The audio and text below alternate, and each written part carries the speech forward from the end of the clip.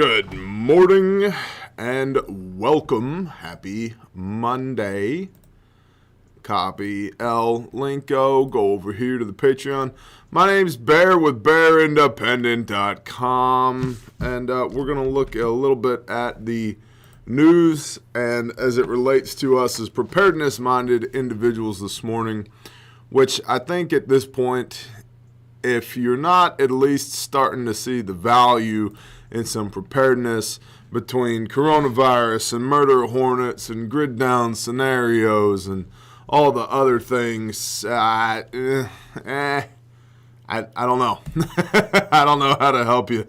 I'm not your guy, probably. Let's go to screen share, bounce over here. Show notes. 1 March 21, Jina, stimulus, and EMPs, electromagnetic pulses. In segment 1, first we're going to start with the weekly threat matrix, and then segment 1, relief bill, Federal Reserve crashed, and upcoming training dates. Segment 2, China-Australia trade war, Biden and Trudeau, who are apparently in love with one another. But, judgment-free zone, because we don't want to assume what their pronouns are or whatever. I don't even know at this point. I literally don't even know. I'm not trying to be facetious or funny.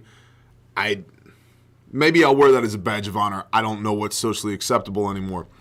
But they're googly-eyed for one another. More refuge stuff. And then segment 3, DHS says EMPs are back on the table. And then, of course, we'll talk a little bit about Grindstone Ministries and how you can support the show and how you can support the ministry. Good morning to everybody in the chat.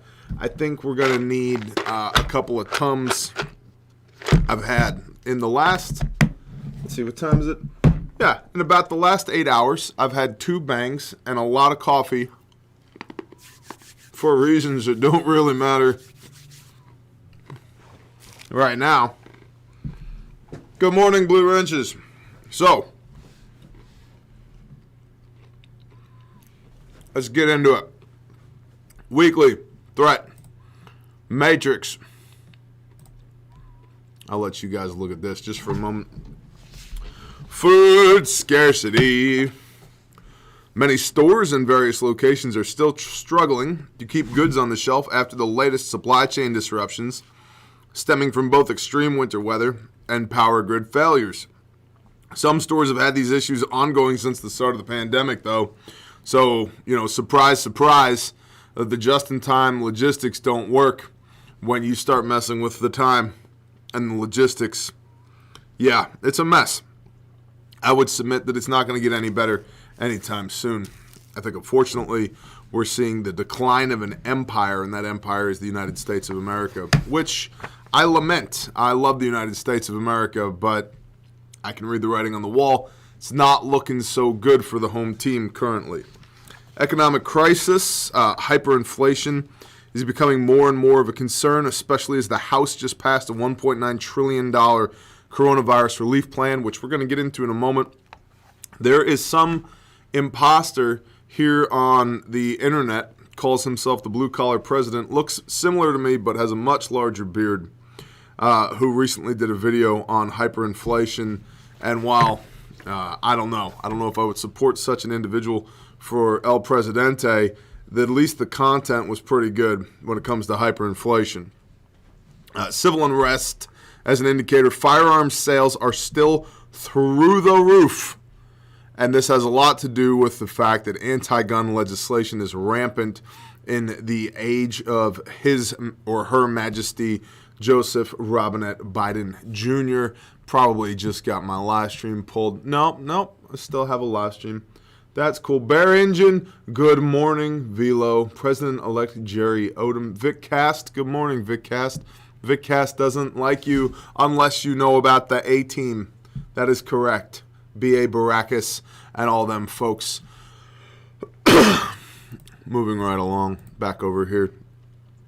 An example of Rome burning, the Federal Reserve experienced an operational error that downed services for more than 3 hours, ultimately having massive effects on trillions of dollars of transactions. We're going to touch on that in a moment as well. War tensions between Jina and the U.S. are ongoing, with the most recent objection being a routine passage of a U.S. Navy ship through the Taiwan Strait. Oh, gosh. It's just a matter of time. It's like two kids on the playground that you know don't like each other, and it's just a matter of time before something happens. And Australia is continuing to see huge reductions in foreign investment from China because of the tensions in the trade war between the two countries. We're going to touch on that as well. And of course, in the disinformation category, big tech is still cracking down on dissenting opinions and perspective, often erroneously labeling content as conspiracy, white supremacy, white nationalism, or eradicating content without explanation altogether. An example of this is a little channel called Bear Independent recently got labeled with the QAnon conspiracy label. Clearly, the algorithm is not that good because they must not actually be paying attention, because you all know what I think about Q, and I don't want to start an argument about the 17th letter. They'll pull your live stream, bro. Listen, here's the deal. Let's just say in a hypothetical world, Q was legitimate years ago. If I was one of the most basic intelligence and counterintelligence operations somebody could run, it's simple. Start feeding them information, true information. And over time, you drop little nuggets of disinformation in there. You allow them to build notoriety, to be known for truth. And then when the time comes when you need to co-opt that organization, that source, whatever, then you start dropping lots of heavy misinformation, disinformation, redirection. And then at key moments during your operation, you can feed that intel, air quote intel, to this source, which then puts it out there, which is providing the fog of war and disinformation for you under the guise of spreading truth. And if I was an intelligence operative, that's precisely what I would have done with the 17th letter. So, but I don't care, to be completely honest. I don't care. Because what does Jesus say in the Bible? You shall know them by their fruits. I'm not seeing a whole lot of fruit over there. All right. Segment 1, $1.9 trillion relief bill. I might have puked in my mouth a little bit. Hey, listen, please like this broadcast, assuming that you don't like it, or that you do like it. If you don't like it, I don't know why you're here, but if you do like it, if you click the little thumbs up thing, that helps us in our ongoing battle against the algorithmic robots. You can subscribe. That helps us greatly as well. And you can share this out, because we do have an alternate channel called The Blue Collar President. Interestingly enough, there's about 8,000 people over there right now, and I appreciate the 8,000 of you that are over there. Shot a video or posted a video up there sundown Saturday. It's now Monday morning, so about 36 hours ago. That video is done like close to 10,000 views with a channel with 8,000 subs. I drop a video over here with 112,000 subs, and I'm lucky to get 10,000 views over here on the main channel. So don't tell me that there isn't some kind of algorithmic shenaniganry going on. So, Blue Collar President on YouTube, you can check that out.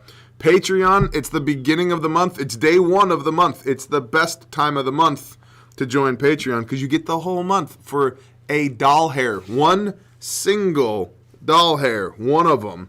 It's like 3 cents per day. If you hate it, you're out $1, and I guarantee you've probably made more substantial mistakes in your life than a $1 purchase that you regretted. However, I don't think you're going to regret it. It's $10 a year, 30 to 100 exclusive pieces of content per month. Intel at bearindependent.com is where you send your intel. It's really simple. Watch this. You go over here, you go www.bearindependent.com, like that, and then this screen comes up like this right here, and you see a first aid kit, so fabulous. You click contact button, and then go to contact@bearindependent.com, and then use right here the monkey face. You put the name in the monkey face like this, and then you go email, then you say add message, like this. And then you hit send now, and then the monkey has your intel. Okay, fabulous. Thank you so much. By the way, apparently your car warranty has expired, and if you could also just send us your social security number, your address, your date of birth, your Amex information, blood type, family history, all of your medical records, just minor things, and also make us a payee on your $1 million life insurance policy, that'd be fine. I'd be happy to sell you a car warranty for your 1982 Toyota Tercel at only $300 per month.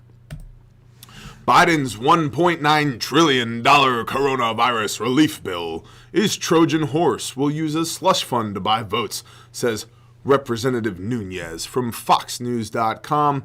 No, this is not an endorsement of any of these websites. Hey, we report, you decide, or whatever the news, air quote, used to say. President Biden's $1.9 trillion coronavirus relief bill is a Trojan horse that the Democrats will use as a slush fund to buy votes over the next 4 years, said U.S. Representative Devin Nunes. Nunes, blah, blah, blah, blah, blah, blah, blah, said the bill has very little to do with COVID relief. I agree. He goes on to say this is a slush fund in order to buy votes that Biden can use over the next 4 years. It's a Trojan horse with $2 trillion in it, so they can build things like a goofy high-speed rail that they haven't even completed. Correct. There's more. It's garbage. There's like more of those shovel-ready jobs that Joe Biden was known for espousing during the Obama administration. Nunes goes on to say, I think the American people know that doesn't have anything to do with the COVID relief. And if we look at this quote right here, House Minority Leader Kevin McCarthy has derided the nearly $2 trillion proposal as Pelosi's payoff bill, noting that the amount of money that actually goes to defeating the virus is less than 9%. Also, just so we're all on the same page here, when it comes to defeating the virus, you have a 99.9-something% chance of defeating the virus if you do nothing at all. Zero doll hairs spent. Zero. So, I guess it depends on how you define defeating the virus. Because you could, stay at home, sit on your couch, and watch Netflix and defeat the virus. I'm not saying that you should or shouldn't support Netflix. I'm just simply saying that if you pick your favorite streaming service and just put your butt on your couch and stay there, you have defeated the virus for $0. Maybe $7.99 a month or whatever. The proposal contains a third $1,400 stimulus check for Americans earning less than $75,000 annually, increases jobless benefits to $400 a week through the end of August, expands the child tax credit up to $3,600 per child, includes $350 billion for state and local government funding, and allocates $170 billion for K-12 schools and higher education institutions to cover reopening costs. Tucked into the House bill was also the Democrats' plan to gradually increase the federal minimum wage to $15 per hour by 2025, an effort many Republicans rejected. Great stuff. Great stuff, Joe Rob. What the hell did I just click on? 702 folks are here. Good morning. Happy Monday. None ya beeswax. Cat. Hey, Cat's back in the chat. I guess we figured out how to get Cat back in the chat. Whatever. Bama Buckeye. Good morning. Tommy. Good morning. Federal Reserve. Now, this is old news within the last few days, but just another example of the system being unreliable. This is why we teach and preach, come out of her, my people, lest you partake of her sins and receive of her plagues. Bad things gonna happen where all the people are, and you will be forced to do bad things too because you're where all the people are. Yeah, I just breaking it down Barney style for those that don't have biblical scholarship in their list of accolades. Federal Reserve falls over in massive hours-long tech outage knocks down U.S. interbank transfer system. By Kieran McCarthy in San Francisco from the Registrar.com. The U.S. Federal Reserve money transfer system failed on Wednesday for a number of hours, likely halting the electronic movement of billions of dollars. Just before 1300 Eastern Standard Time, that's 1 o'clock in the afternoon, the Fed noted it was currently investigating a possible issue or disruption to multiple services and promised quick updates. You always got to believe them when they promise the things.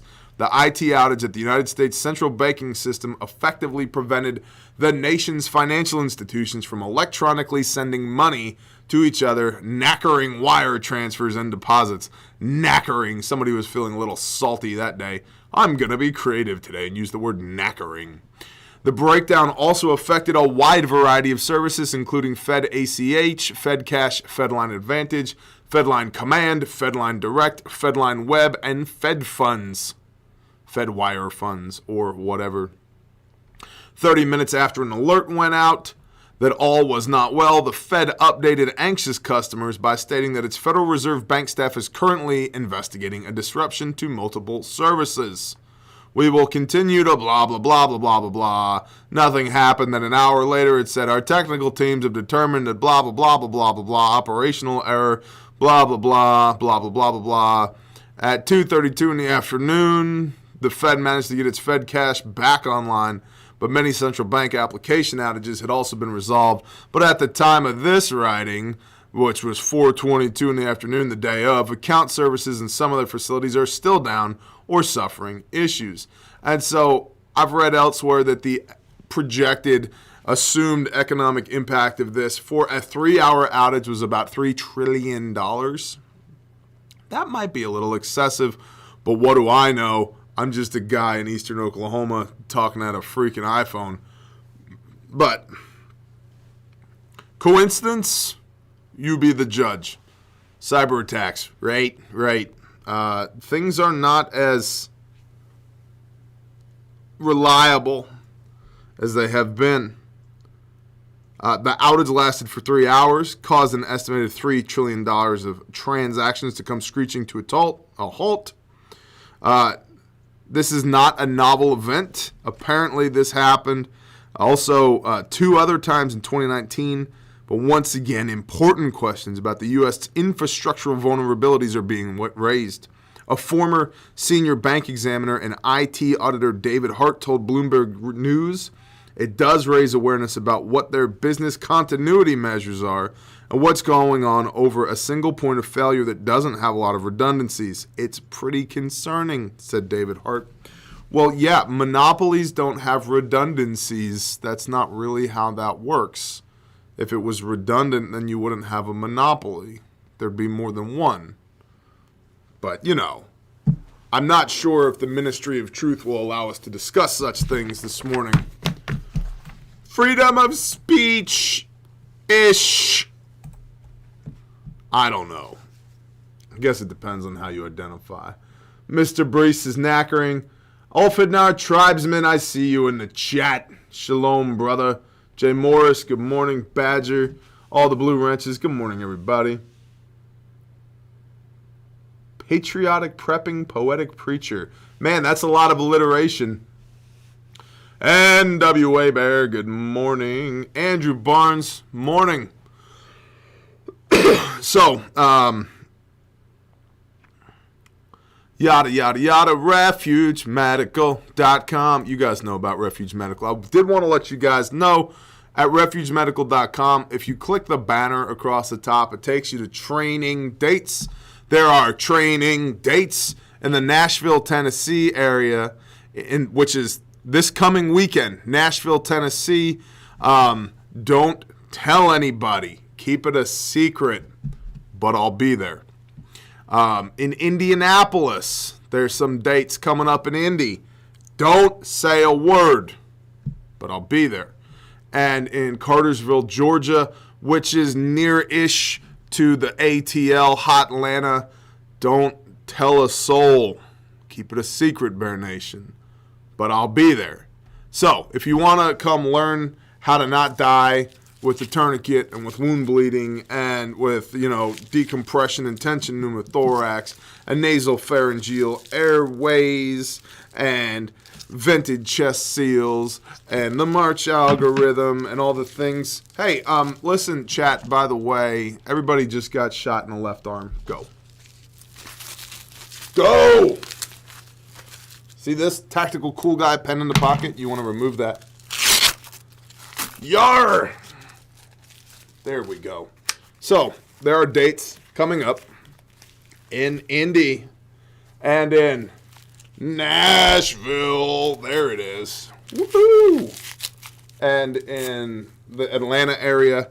I will be there. So, yeah, come meet the bear and learn how to not die. RefugeMedical.com. All the things. Cool. So, the strain between Jina, I hate this. This is from the dailymail.uk. Look at how, polluted their website is. It's just, I know, but it's the only place that I could find this particular article, which may or may not be an indicator.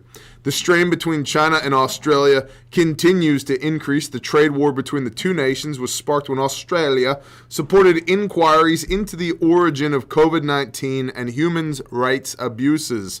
Now, Chinese investment in Australian universities, properties, and more has dived by 60% as Australia's government eyes foreign investment more closely. Tension in the Western Pacific continues as before. As recently as last 30, China objected to the passing of another U.S. Navy warship through the Taiwan Strait, claiming that it was a risk-raising move. The fact that they claim that it's a risky move is an indicator in of itself. It was a routine passage performed in accordance with international law. And the defense system NORAD, designed to warn North America of approaching attacks from the north, is outdated. And the melting of the polar ice cap in the Arctic Ocean has opened a once impassable route for longer periods. Retired Air Force General Terence O'Shaughnessy, that sounds like the kind of guy that you would just get absolutely smashed at a St. Patrick's Day parade with. Terence O'Shaughnessy remarked last year, "The Arctic is no longer a fortress wall, and our oceans are no longer protective moats. They are now avenues of approach for advanced conventional weapons." Speaking of advanced, the stoppage of blood flow to my left arm is severely advanced, which is good. That's what we want. I have no pulse at all. Look at the vascularity in my hand. See that? Boom. It's working. It's working. I guess I could go ahead and take this off. I hope everybody else out there didn't die when you got shot in the left arm. Ah, the sweet feel of blood flow. Lee Roby's dead. Lee, don't die. Don't die. Also, Lee, I got your email about that thing with America. And, yeah, that's all I got to say. I'll be checking it out. Ah, savvy. Done. Feeling alive. Garrett, well done. I don't know, Jeff Brown. What's up with you? All right, let's stage our tourniquet appropriately. Shazam! Boom! Staged. Moving right along. All right, hold on. Pen back in the tactical cool guy pocket. Boom! Gosh, I feel cool now. Where were we? Where were we? Right, NORAD. President Biden and Prime Minister Trudeau have agreed to make out on camera, to modernize NORAD and launch discussion between the two countries regarding security and Arctic governance. Arctic governance? STFU. From the dailymail.co.uk, an article that is rife with overlaid advertising and that makes my OCD go crazy. But here's the article. Chinese investment in Australia crashes by 60% as Beijing wages trade war on Australia over coronavirus inquiry and human rights abuses. And, yeah. Australian National University found just over $1 billion of investment in 2020, down from $2.6 billion the previous year.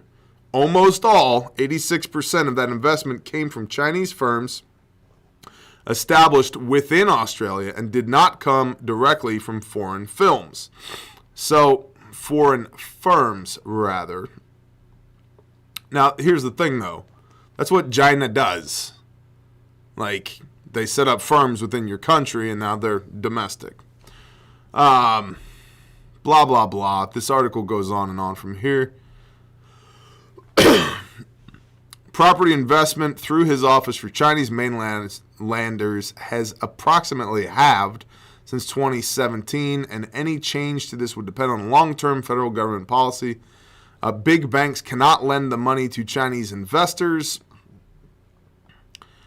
Tensions between Australia and China. Australia is not lending money to China, and China's not putting money into Australia. Hashtag trade war. So, yet again, one more indicator. Now, Trudeau and Biden over here have decided that they're going to be besties. They're like the besties. From the Star, let's go ahead and zoom in here. From the Star.com, which is the Toronto Star, of course. This is an opinion by Thomas Welcome, contributing columnist. It's only a 3-minute read, y'all. Only a 3-minute read we got to be worried about. Trudeau's meeting with Biden signals the end of Canada's independent foreign policy. Hardy, har, har, har, har. And here we've got Joe Bot with the Canadian flag behind him. And we've got Justin over here looking smashing. The Liberal government's brief flirtation, to the article, with an independent foreign policy died quietly this week. It was marked by 2 back-to-back events. First was Prime Minister Justin Trudeau's decision not to oppose a controversial House of Commons motion accusing China of genocide. Well, now we're